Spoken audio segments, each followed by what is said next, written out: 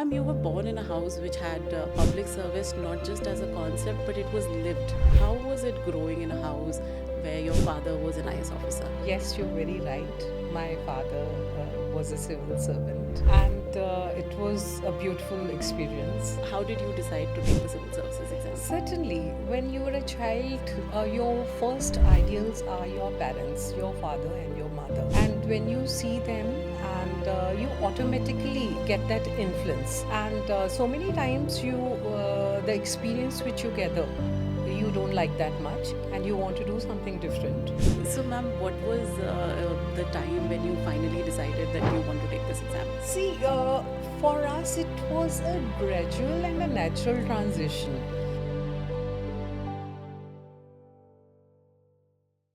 Welcome to the Civil Services Dialogue. Today we are joined by a civil servant whose life has been incredible and has also been historic in every sense. We are joined by Mrs. Inderjeet Kaur, who is a Defence Estate Service Officer of the 1990 batch. She represents a life of public service and leadership. She is the daughter of an IS officer, the wife of an IS officer, and the mother of an IS officer, and herself has her own identity as a civil servant. Beyond extraordinary connections, she's been carving her own way of being a deeply respected and impactful bureaucrat.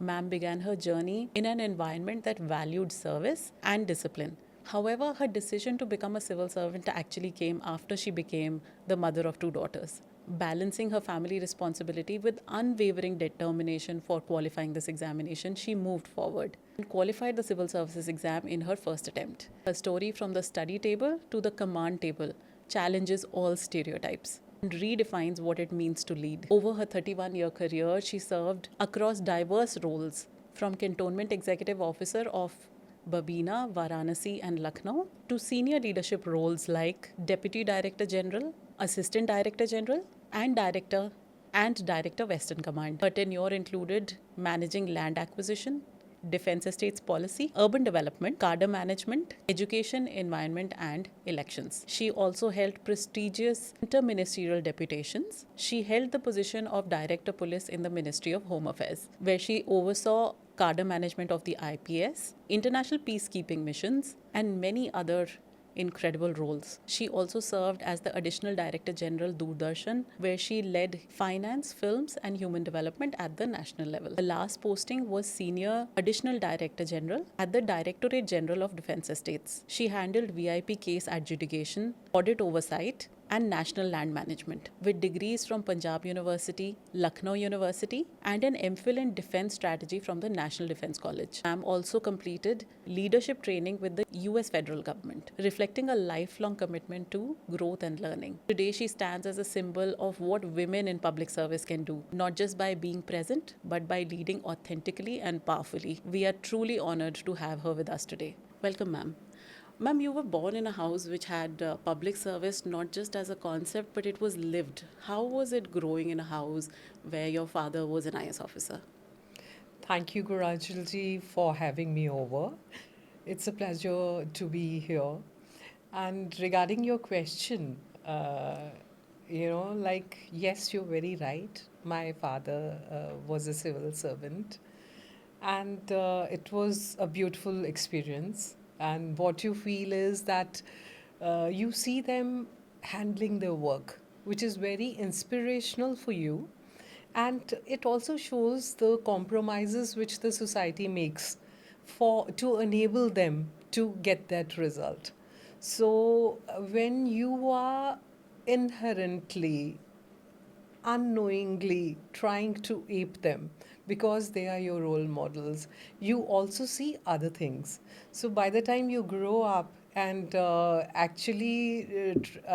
to take the civil services and take that decision, you know all aspects. It's just not one that is generally seen by others as an authority. It is not only authority, it's not just the chair, it is also the responsibility which is coming along with the chair. So that is how we grew up. So, ma'am, you are the daughter of an IS officer. Was taking the civil services exam a natural consequence of the environment that you grew up in? Was How did you decide to take the civil services exam? Certainly, when you are a child, your first ideals are your parents, your father and your mother. And when you see them, and you automatically get that influence. And so many times the experience which you gather, you don't like that much, and you want to do something different, which is very well taken. Because parents, today I am also a parent, parents just enable you, give you the ability to decide on a career which you like. But in number of cases, it is a natural choice. And for me, yes, it was a natural choice. So, ma'am, were there any early signs कि जब आपको ये पता था that you had that leadership capacity in your childhood? Was there any such sign that was there? I won't say that because, yes, people used to find us very good in our colleges. Teachers used to fight for our roles that she will do this, she will do that. And, like I would get prizes in my subjects doing well over there. But I think there are a number of children who do well, but they find their own ways. So leadership capacity, actually, yes, little bit of sign is there, but actually it comes with the responsibilities, because everything is a challenge. Whatever you are doing, whether you are doing it in leadership, is a common thing which is required everywhere, not only in civil services. So I did it in civil services, and I was lucky to be most of the time the heads of the offices. So that is an opportunity which I got to do the work in my own way. So yes, that got fulfilled over there. But as a child, I think it is for somebody else to say whether those signs were there or not. I don't know. So, ma'am, what was the time when you finally decided that you want to take this exam? कभी ऐसा when you can look back आपका graduation का time या आपका school का time when you finally decided, because you had the exposure to what it means to be an IS officer right from your birth. See, for us, it was a gradual and a natural transition. Two of my elder brothers, one of them was already into civil services. He was in the postal service. He's 80 batch. The other one who's next to me, he had his choice in business. He did his business. But for me, I was more a little academic oriented. So it was a natural thing that I have to finish my studies, then take civils, and God was kind. I took my civils, got through, and that is how I became a civil servant. Ma'am, actually, you have an extraordinary journey, because when you decided to take the civil services exam and when you took your attempt at the examination, you already married and you also had two daughters. So, how was it preparing at that point of time? Because we have so many students who may not have the clarity or courage to take the decision when they are in such a situation as yours. See, I'm a old timer.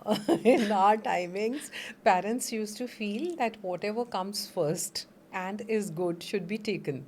So, though I was a good student and I used to score well, but my father had an offer from ours is an arranged marriage. My husband is an IS officer of 83 batch.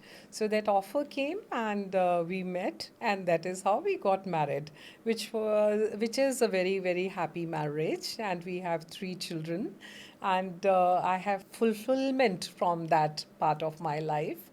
But regarding the career, it was always there within me that I have to do something myself. I just don't have to sit, because I always felt that God has given you one life, God has given you similar capabilities.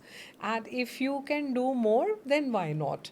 So I felt that yes, I have to do justice to my marriage, to my children, to my family. At the same time, I have to do justice to the society and to myself. I always wanted to be something, and civil services were always there within my brain that I have to take. It's only that it got little derailed pleasurably when I got married. But then I was back on the track, and after having my two daughters, I wanted to take civils, and I took, and God was kind to give me that.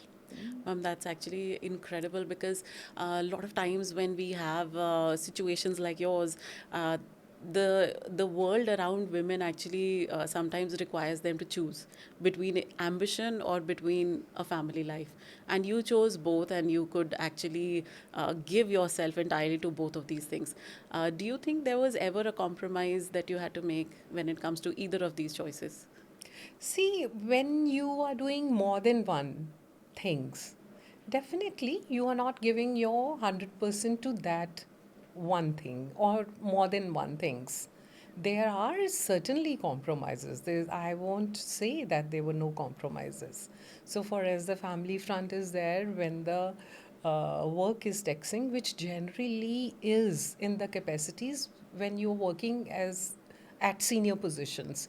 So work is taxing, it is demanding. Public has, your image and expectations from you. You have to fulfill them. At the same time, family also has expectations. You have to fulfill them also. But in that, my husband is a great strength to me. And whenever he required more time, in his work, I was there to look after the family. And whenever I had to work more, he was there to look after the family. So I just will quote one anecdote.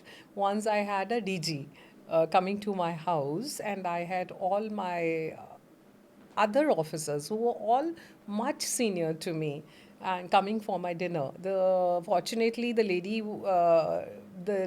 who was the VVIP was a DG, and she had taken me for shopping also.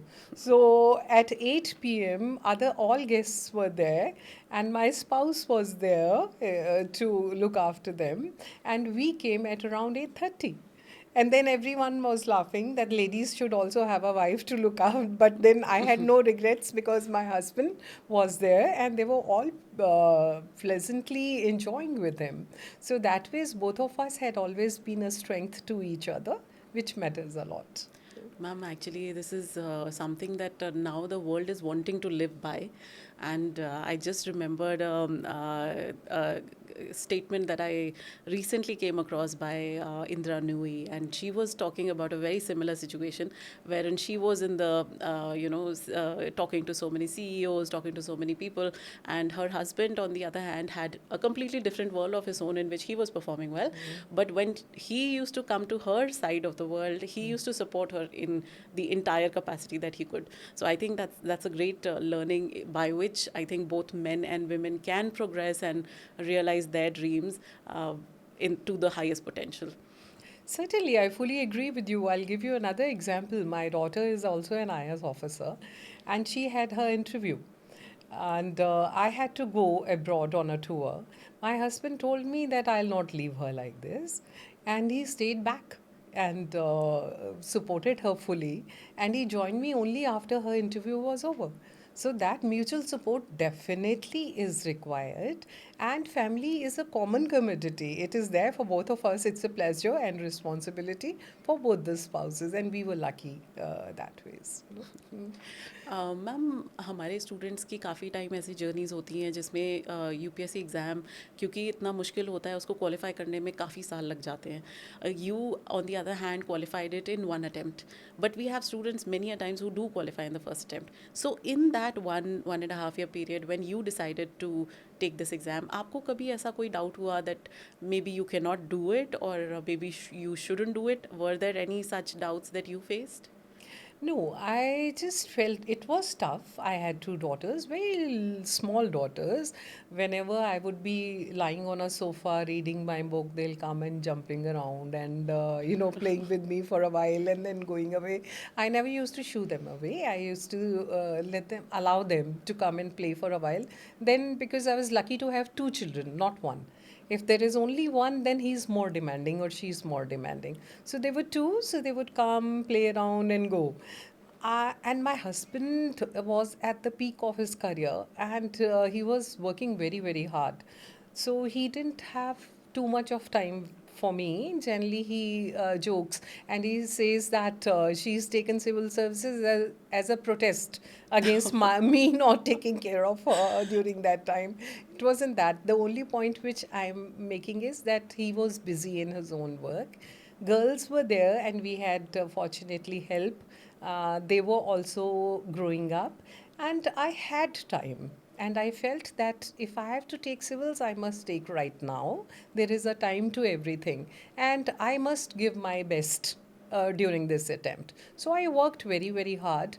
I tried that whenever a guest is there or something, I should not be telling that I am preparing, so go away or don't come. So I enjoyed with them also, but I would stay awake the whole night. Or when he was, most of the time he was on tours, so I got a lot of time to read during that time. And then I was lucky to have his notes and my brother's notes and my own notes. So that's how, half of the work was already done. And that is an advantage which wherein in families when the things are running, then half the thing is already available with you. So I feel that it's not I am extraordinary, it is just the extraordinary grace of God. Ma'am, actually, that's a wonderful thing to say because two things you mentioned in this conversation. One, that you had said earlier that everybody has the same capabilities. It is what we make out of it. And right now, you mentioned that it was the grace of God by which you actually qualified the examination.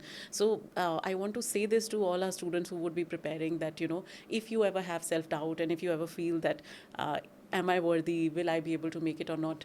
No matter which year you're preparing in, no matter what circumstances you're preparing in, everyone in that particular year is going to face the same examination with the same support, with the same challenges as ma'am did. I hope all of you also are able to take that leap and decide and go ahead with your preparation.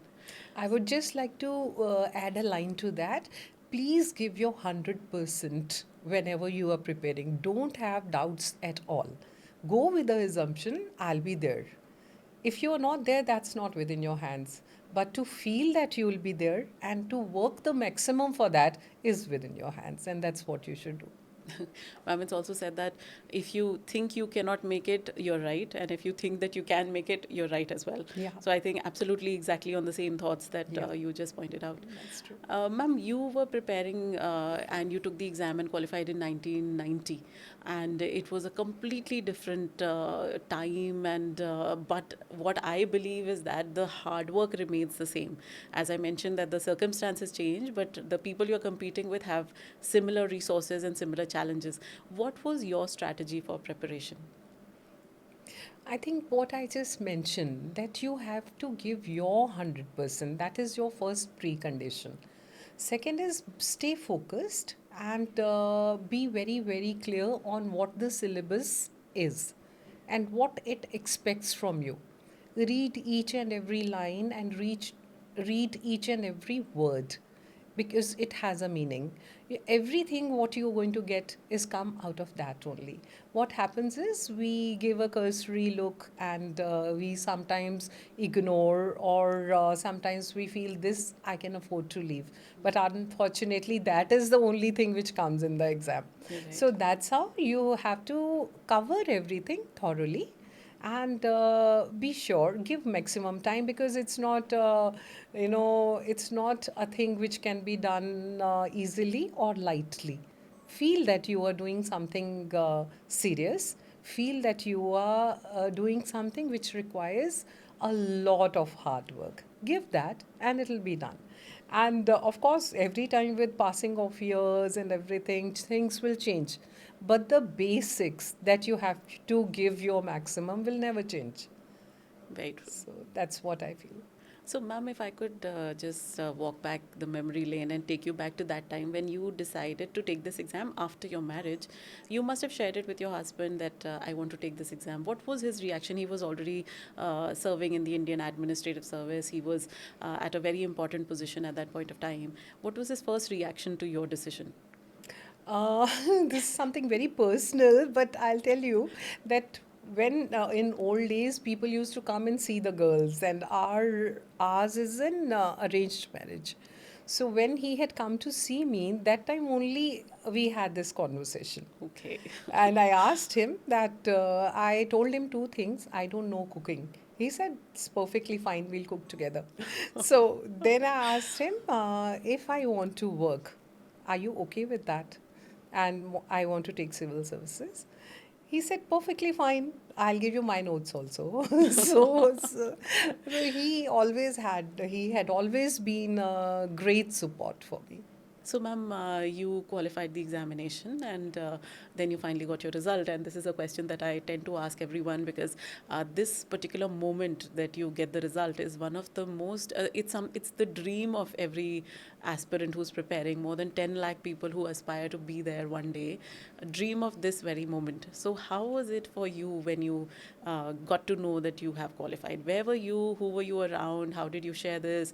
What was the feeling? As we've spoken about it, I am a second generation civil servant. So for me, it was just like passing a class, you know. So it was just like, getting an MS result or a BS result. So I was through and I was happy that, yes, I did it. And nothing beyond that, you know. So I just, because there were so many others also. So it was just that, yes, the way they are there, I'll also be there. So it wasn't that I have done something which is impossible or anything like that. So it was just that my hard work has got rewarded and I am there. So I was grateful to God and we were all very happy about it. Ma'am, actually, this is a completely different outlook to how you feel when you qualify. But let me take you back to the day when you joined the civil services, maybe a few months into the service. Seeing it from the perspective of maybe people in your family who were serving, your father who was serving, your husband who was serving, your brothers, etc. But when you yourself went and joined the service, how did that feel? And was there something that was a revelation for you? Because the journey that every individual would have as a civil servant would be their own journey. So, how was that experience? See, for me, the way I told you that it didn't give me that much of a strong kick. Of course, I was grateful to God. Similarly, sitting in office was not the kick for me. The things which were rewarding were what I did. Because once I sat in chair, understood the work, and did everything which was not possible that time. We had huge financial constraint while managing the cantonments, and I could request my GOCNC for funding. I could get it from him. I could get the plantations done from the forest side. I could get whatever I wanted from the administration side, civil side. I could get from my PCB the full support. That is the thing which was very rewarding, the work. So I always wanted to work, and that gave me my service gave me an opportunity to work to my satisfaction. So that was my biggest reward. And the way I used to look at my own employees, and I used to go on foot and survey the entire cantonments, the way they used to live, improve their standards of living, and give them what they wanted, try to improve my schools, my hospitals in the cantonments. That was highly rewarding. And if you are sitting at home working singly, you can't make that much of an impact, which you while sitting in a chair which is given to you by government, you can. That authority helps you to deliver, and that was my reward. So, ma'am, actually, it's really very important that a person is able to share such views because actually the journey till the result is only about the examination, but the making of an officer happens beyond that, Yeah. and the satisfaction and the real essence of the services, and that's why it's called public service. Yeah. So that's wonderful, ma'am. And was there any time that you, maybe few examples that you can think of in your early days or your later days in service, wherein you felt that the satisfaction that you derived because of public service was something that was unmatched by other experiences? Any such experience, if you could share with us? Always. It was always because, like we don't do one kind of work or work throughout our service in one station. So every next station will give you new challenges. And every challenge, when you meet, you get satisfaction.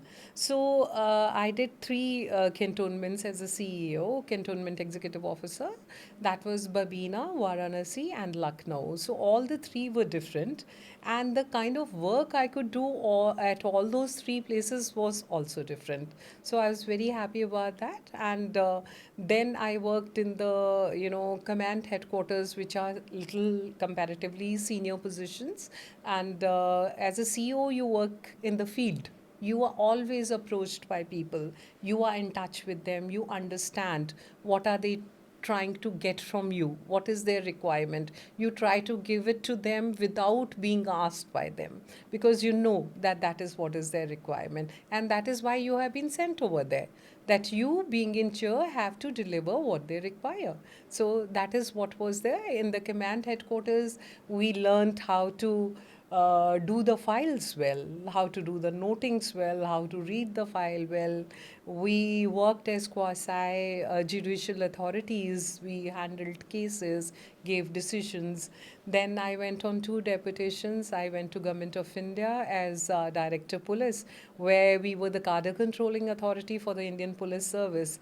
And we were so happy to take welfare measures for them, increase their cadre strengths, which is really required, created WARF for them. WARF is a welfare board which looks after the people who have various concerns, like they are young widows and their children are there, how are they living their lives. Then we created canteen where subsidized, on subsidized rates the provisions were given to them on the pattern of army canteens.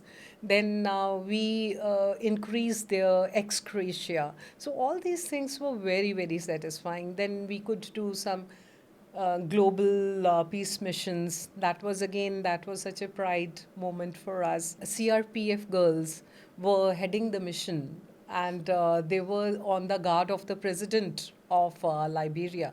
So I had gone and visited them. That was wonderful. It was really nice how they were making us proud over there. And then I went to Doordarshan, which was a different world altogether. That was a world of creativity, though I went there as Additional Director General Finance. But then, I also handled DCS. That is the commercial service wing of theirs. DTH is the direct to home. So that connections which you get, those were very new in that era. So that again I was controlling. Then films were there with me. So all procurement of films, how to run them nicely. So that was a different world which I enjoyed. So I would say that my journey in service was highly satisfying, and I feel that everyone should aspire and be there. And that's not the only way to serve your nation. Not that civil servants only do that. In whatever field you are, do well, do it with a commitment, and do with the maximum skill which you have. So my journey was very satisfying, which I try to continue. Today also I try to help people. Of course, I don't have that cheer, but I have the same mind which helps me and which has been honed during that period of 31 years. Actually, two things I would like to say. One, that the kind of journey that you have had and the kind of roles that you have played are so varied that it seems almost impossible that a person would be able to deliver on such varied roles in a matter of their entire career. And second thing, ma'am, it is not the journey that we usually discuss is from a student to a person who qualifies the exam, from a person who qualifies the exam to a grade officer.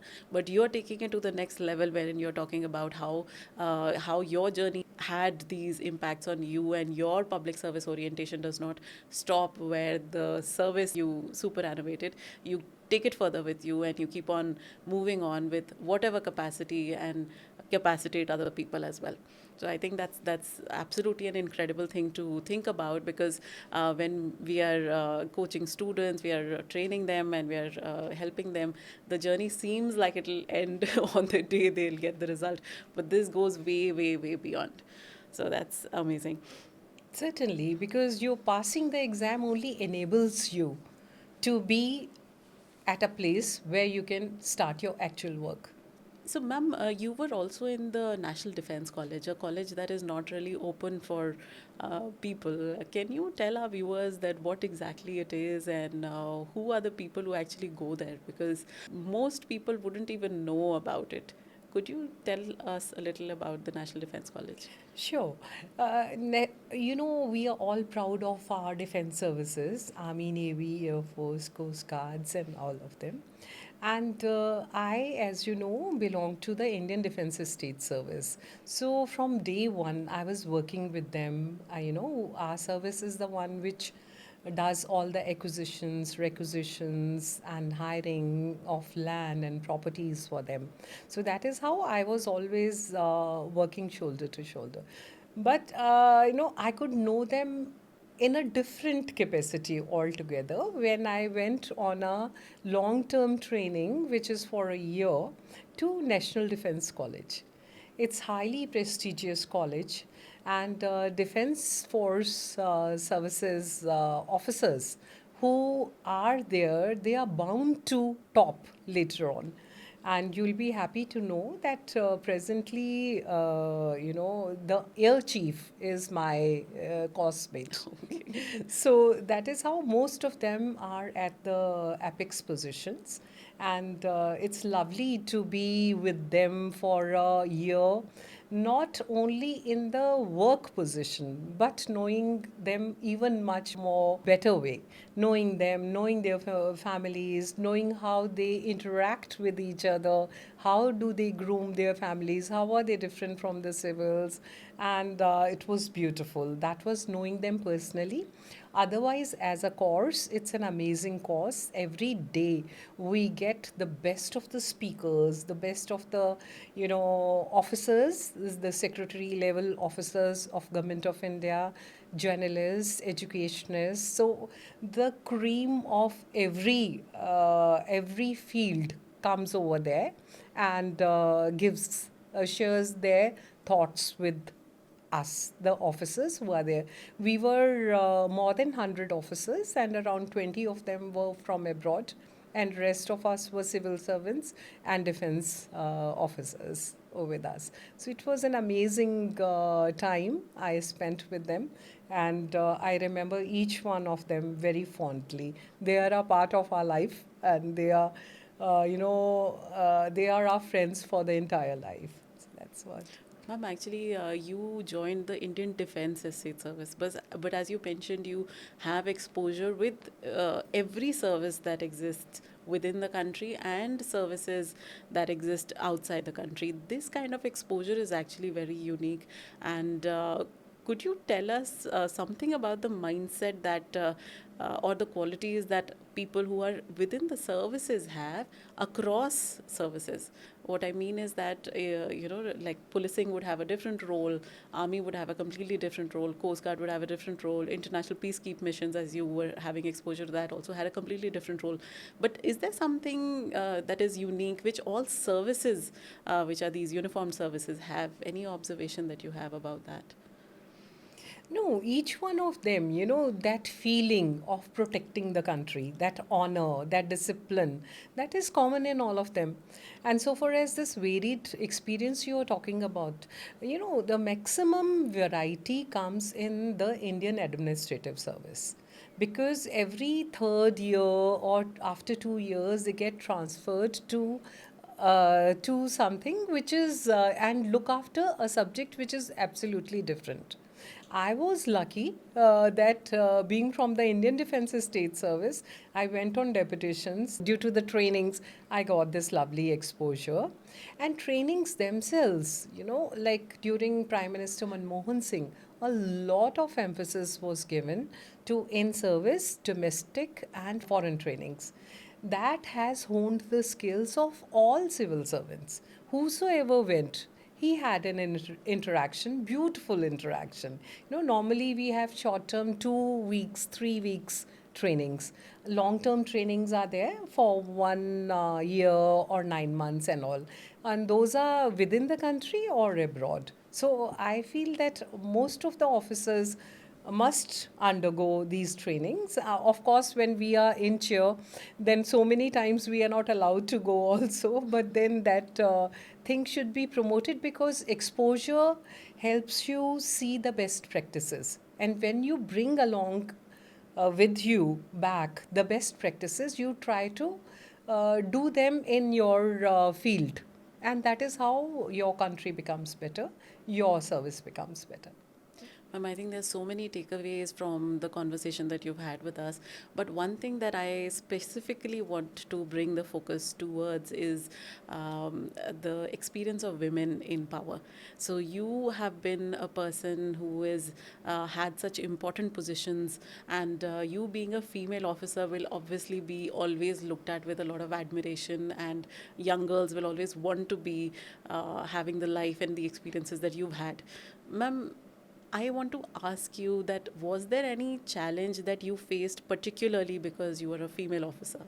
I was lucky never to have a problem because, as I shared with you, that being a part of Group A civil service, most of the time we are heading the institutions. So that institution for that particular period runs the way you want to run it. And it is, uh, the person in chair makes a difference. So that is what we tried also, and we did also. And my workspace, otherwise, also during field, was divided amongst the civil servants and the defense personnel. Again, I was lucky that both of them were supportive. Then, at senior positions, also, wherever I worked, I was given a lot of regard. But I feel that it is important for female officers to hold higher positions because it helps in policy making. It's senior position, whosoever is, whether a male or a female, he would be comfortable. Where it pricks you is junior levels or the middle levels. And senior officers, lady officers, when they are making policies, they keep in their mind the plight of the junior ones and the middle level ones. And that is how it is very, very important for them to be at the topmost positions so that everyone who is working is comfortable. Like, I'll give you an example. When I was working as CEO, I used to create crutches for even Safaiwala ladies who were working because poor girls, they didn't have any support at home. So, where will their children go? In our schools, we would take care of them. Similarly, when I was looking after the charge of Director Police, then these lady constables, we always felt that certain things have to be done for them, which we did. Similarly, Vishaka guidelines say there are so many roles which are to be played by senior lady officers, and one should aspire to be in senior positions. Ma'am, actually, this takes me back to a discussion that I was having. I was guiding a student for the interview program that we run, and the student was discussing with me, and I had to explain a concept to him, which I feel like reiterating over here, wherein I was explaining that when a particular vulnerable section is brought ahead in society or is given a opportunity to be a part of the policy table, the kind of experiences that they have had actually enriches the policy table rather than sort of giving them something. It's not about providing for them, it's about actually providing for the nation. People who are from different any sort of diversity that comes to the policy table is actually good for the system, which is something that I feel that the larger audience should understand, and I think very similar to what you pointed out. Certainly, I fully agree with you. Ma'am, what does women empowerment mean to you? Women empowerment is a huge, heavy word which encompasses number of domains. Starts from day one of child who takes birth. In olden days, when a girl was born, the letters were sent from male to male, say from grandfather to the father. You can't understand how sad I am that you have got a daughter. so, all such things used to happen, and maybe now also these things are not happening to us, but maybe and I'm sure they are existing, and I'm happy they are not existing to that extent, but they are there, and that is how people are suffering. So we have to empower the girls even before birth. So how will we do that when the child is not born only? By educating her mother. So you have to educate the mother, not only the mother, along with her, the father. Then you come to the school. In the school, peers have to be proper. Because when the parents keep teaching their sons that they are very, very superior commodity and the girls are a liability, then the same way they behave in schools and colleges. So, that grooming has to start from the roots. When they work at the workplaces, yes, formal things have been created. There is an atmosphere which government is trying their level best to give a cordial place for them. In private sector also they are trying that no oppression or no such things should happen, which is demotivating for a girl child too. So empowerment, you and personally, the girl has to be strong enough to do everything herself. If you're all the time looking towards the other, my father, my husband, my brother, my son, then where are you? It's your fault too. So grow yourself, educate yourself, be something, earn something. Not that people who are not working, they don't have a role.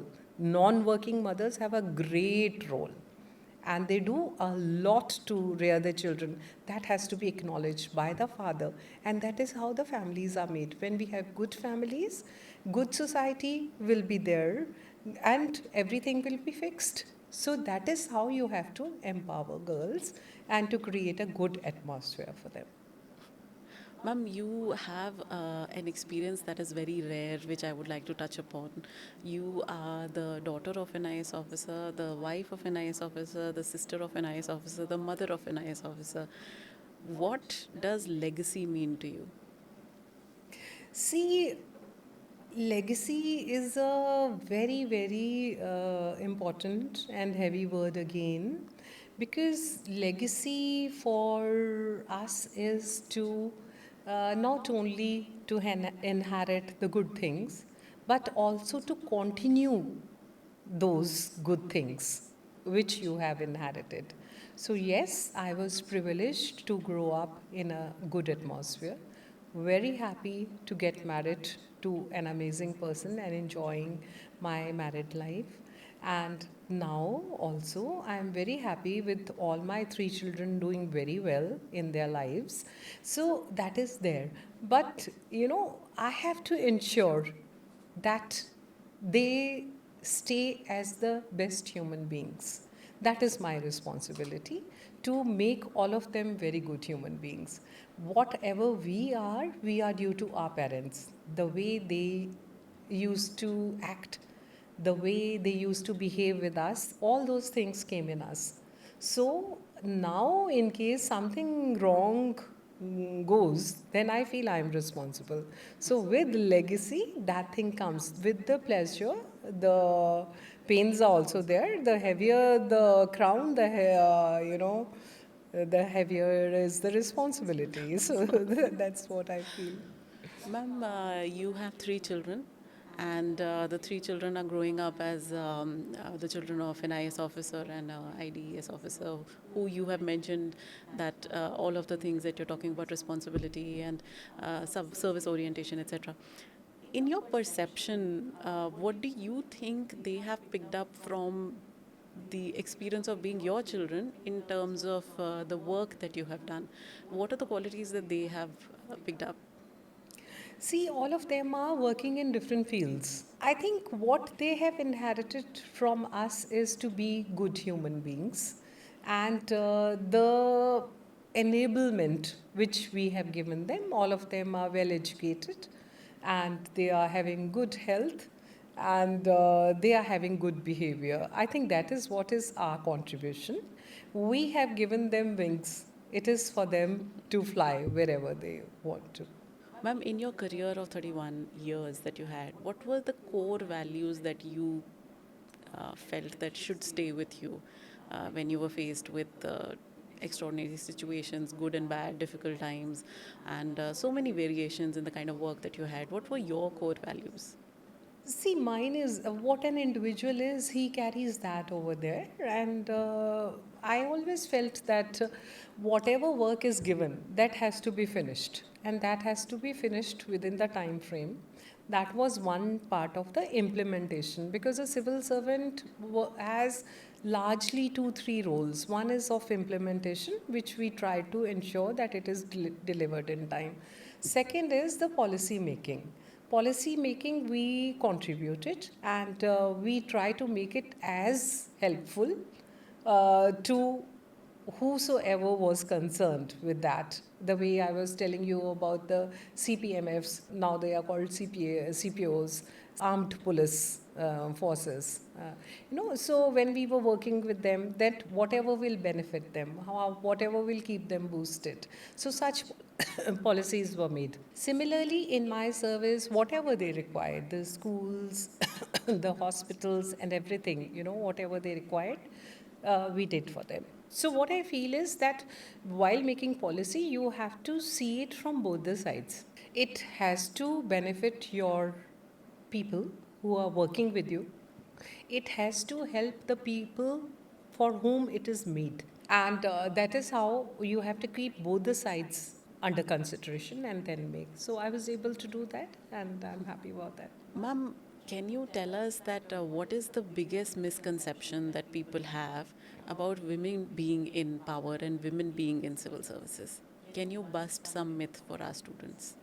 सी मेरे को ये लगता है कि बच्चियाँ जो होती हैं वो कुछ कुछ जैसे सिविल सर्विसेज स्पेशली हम बात कर रहे हैं तो कुछ कुछ डोमेन से थोड़ा सा डरती हैं जैसे कि इंडियन पुलिस सर्विस तो उनको लगता है पुलिस सर्विस नहीं ज्वाइन करेंगे रेवेन्यू सर्विस ज्वाइन कर लेंगे वो उनकी मर्ज़ी है अगर मन करता है तो ठीक है लेकिन वो ये ना भूलें कि पुलिस सर्विस में ही किरण बेदी थी और किरण बेदी जैसी ही बहुत और हैं तो अगेन जो हम थोड़ी देर पहले बात कर रहे थे कि अगर आप उन ऊंचाइयों पे पहुंचोगे तो हज़ारों कांस्टेबल्स जो नीचे काम कर रही हैं हज़ारों इंस्पेक्टर्स जो काम कर रही हैं डीएसपीस काम कर रही हैं उनका पर्सपेक्टिव आपके मन में रहेगा उनका भला होगा अगर आप वहाँ पे जाएंगे और आप भी बहुत अच्छा करेंगे सो ये चीज़ किसी चीज़ से डरे नहीं ये मैं कहना चाहूँगी कि लड़कियाँ हर चीज़ के लिए सबल हैं वो सब कर सकती हैं इन नंबर ऑफ वेज लड़कों से बेटर ही कर सकती हैं आज की डेट में जहाँ आर्मी में डिफेंस फोर्सेस में लड़कियाँ जा रही हैं वहाँ हम पुलिस में जाने के लिए क्यों डरें या ऐसा कोई भी काम करने से क्यों डरें एक ज़माना था जिसमें आईएएस में लड़कियों को कलेक्टर नहीं बनाया जाता था आज की डेट में कितनी लड़कियां कलेक्टर हैं और कितने फेदर्स उनकी कैप में हैं तो डरना नहीं है किसी चीज़ से स्ट्रॉन्ग रहिए स्ट्रॉन्ग करिए and you are the strongest species on the earth that is what I Ma'am, it was a very, very enriching experience that I had, learning so much from you. And I'm very sure everyone who will watch this interaction would have so much to take away. Ma'am, my last question to you would be that what is your message for the aspirants who are right now wanting to be in the chairs that you've had, the corridors that you've walked?